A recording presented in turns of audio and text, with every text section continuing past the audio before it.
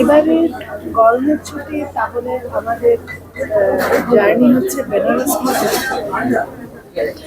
না, একমাত্র বেনারস এমন না, তবে হ্যাঁ, একটা ছবি যার ব্যাকগ্রাউন্ডে বেনারস ছিল সেটা দর্শকদের খুব পছন্দ হয়েছে এবং দর্শকরা দেখছেন সেটা, তাতে আমি খুব খুশি। কিন্তু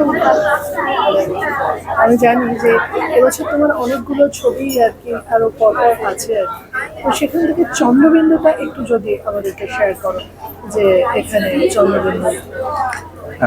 চন্দ্রবিন্দু যদিও শ্যুটটা বেশ অনেকদিন আগে করা, এটা রিলিজ করছে 23 তারিখে। আমার এই ছবিটার যে গল্পটা সেটা খুব পছন্দ হয়েছিল, এবং এই ধরনের সাবজেক্ট নিয়ে খুব বেশি ছবি হয় না, মানে লাইফ আফটার ডেথ সেইটাতে।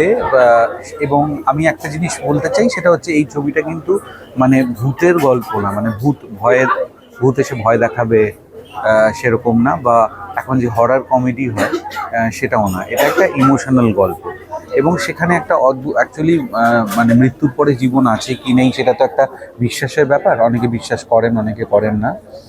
তো সেটা কি হতে পারে সেইটা নিয়ে একটা খুব কিছু মানুষ চরিত্র, কিছু ভূত চরিত্র, তাদের নিয়ে একটা খুব ইমোশনাল গল্প। আমার সেইটা আমাকে খুব ইন্টারেস্ট করেছিল, এবং সেই জন্যই আমি এই ছবিটা করেছিলাম। আমার চরিত্রটা একজন যে এই স্পিরিটসে বিশ্বাস করে, এবং শুধু বিশ্বাস করে না, সে মানে সেটা নিয়ে চর্চা করে, তার এটা নিয়ে পড়াশুনো আছে। হ্যাঁ, এবং সে লন্ডনে থাকে দীর্ঘদিন, এমন একটা চরিত্র। অঙ্কুশদের যে ফ্যামিলি, তাদের কলকাতায় একটা বইয়ের ব্যবসা ছিল, তারা সেইটা ছেড়ে কোনো কারণে লন্ডনে সেটেল হতে যায়, এবং যখন সেটেল হতে যায় তখন এই মানুষটা, মানে আমার যে চরিত্র, সে ওদেরকে হেল্প করে, এবং তারপরে ও একটা ফ্যামিলি ফ্রেন্ড হয়ে যায়, পরিবারের সাথে খুবই স্ট্রং বন্ডিং ওর, এবং সে কারণে এই চরিত্রটি একদম ফিল্মের শেষ পর্যন্তই আছে, মানে ওদের জার্নিটার সাথে আছে। এবারে মানে এটা তো 23 তারিখে মুক্তি পাচ্ছে, কিন্তু মানুষ তো এদিকে বেনারস তোমার হাত ধরেই আর কি বেনারসকে অন্য রূপে দেখছে আর কি। তো কিভাবে মানে এরকম ভাবে একের পর এক ফ্র্যাঞ্চাইজি, এবং সেটা দর্শক মহলে এইভাবে হই হই করে তারা দেখতে যাচ্ছে। আমাদের ফেলুদার পর বোধহয় একটা ফ্র্যাঞ্চাইজি এইভাবে দর্শককে আকর্ষণ করেছে।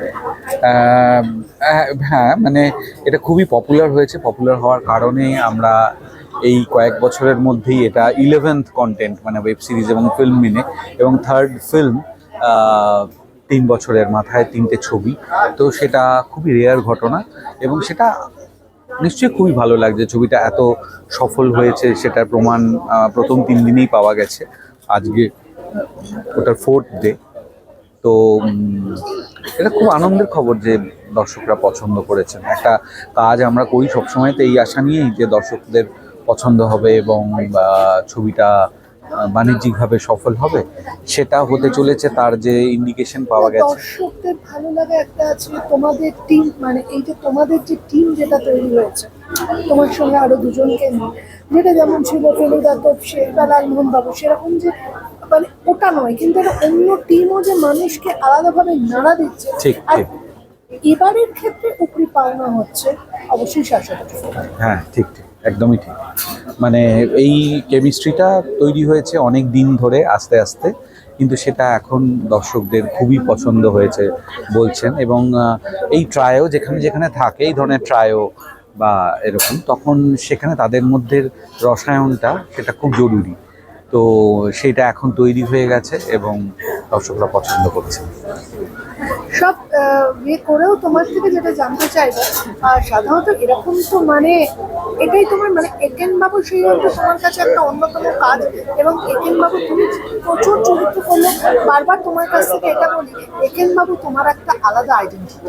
এটা আমার প্রথম বড় ব্রেক, সেটা দিয়ে আমার পরিচিতি প্রথম হয়েছে দর্শকদের কাছে, এবং সেটা সফল হয়েছে, দর্শকরা পছন্দ করেছেন বলে আমাকে প্রথম চিনেছেন ওটার মাধ্যমে। সুতরাং অভিনেতা অনির্বাণ চক্রবর্তীর আইডেন্টিটির একটা বড় অংশ একেনবাবু চরিত্র। আর একটা জিনিস জানতে ইচ্ছে করছে, বেনারসে মানে সেরকম কিছু যদি মনে হয় যে যেটা দর্শকদের ভীষণভাবে শেয়ার করা যায়, তুমি তো অনেক জায়গায় যাও, নানান ঘটনা তোমার ঘটে এই ছবির ক্ষেত্রে। এই বেনারসে অ্যাকচুয়ালি আমি আগেও অনেকবার গেছি, আমার খুব পছন্দের জায়গা। এইবারে আমাদের শুটিং করতে হয়েছিল গরমকালে, সেটা বরঞ্চ একটু কষ্টকর। আমি যতবার বেনারসে গেছি তার মধ্যে প্রথম কথা, এবারে তো বেড়াতে যাইনি, কাজে গিয়েছিলাম, সারাক্ষণ রোদের মধ্যে শ্যুট করতে হতো। এবারের এক্সপিরিয়েন্স সেই হিসেবে মানে বেনারসে গিয়ে আমি যেরকম এনজয় করি সেটা তো করতে পারিনি, কাজ করতে গিয়েছি। তো এমনি তবে আমার খুব পছন্দের জায়গা, কিন্তু এবারে কোনো আমি রিলিফ টাইম পাইনি মানে নিজের জন্য। সেইটা বাদ দিয়ে বাদবাকি সবই ভালো। তোমার তো এর আগের রেকর্ড আছে, একই দিনে তোমার 3টে ছবি রিলিজ করেছিল, একই মাসে তোমার 3টে ছবি রিলিজ করেছিল। তা এবারে তোমার কটা ছবি হতে চলেছে মানে? এই মাসে দুটো রিলিজ করছে, একটা একেন বাবু রিলিজ করেছে, এইটা রিলিজ করছে 23 তারিখে। জুন মাসেও দুটো ছবি রিলিজ করবে।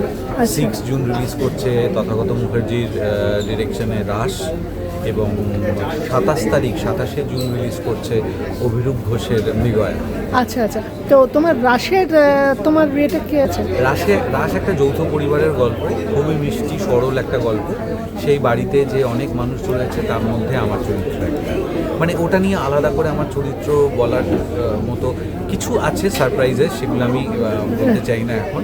কিন্তু ওটা হচ্ছে একটা যৌথ পরিবারের একটা আত্মভোলা মানুষ আর কি, মানে যে এখনও তার মনটা শিশুদের মতো, খুবই সরল একটা লোক। জুন মাসে তাহলে তোমার মানে আমরা এখন যে কোনো বাংলা ছবির ক্ষেত্রে অনির্বাণ আমাদের কাছে একটা অপরিহার্য ক্যারেক্টার। না অনেক ছবি রিলিজ করছে, তার মধ্যে এগুলো রয়েছে।